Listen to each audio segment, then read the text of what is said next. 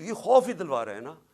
ये कौम इस खौफ की जंजीरें उन्होंने तोड़ दी हैं, किसी को खौफ नहीं है इसका, लेकिन मुल्क को तबाही की तरफ धकेल रहे हैं।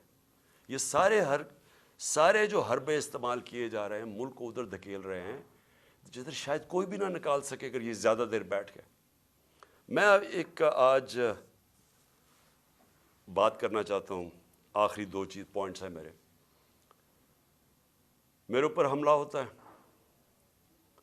मुझे पता होता है, उससे पहले मैं बोलता रहा कि मेरे ऊपर हमला करने लगे हैं, ये मेरे ऊपर अटैम्प्ट होने लगा है, दीनी इंतहा पसंद के नाम पे मुझे मारा जाएगा। मैं कहता रहा और मैंने कहा कि इसमें ताकतवर लोग शामिल हैं, नाम नहीं मैंने लिए। जब मेरे ऊपर अटैम्प्ट हुआ और अल्लाह की कोई ख़ास ही करम था, उसने मुझे बचा लिया, तो उसके बाद मैंने उन 3 लोगों के नाम लिए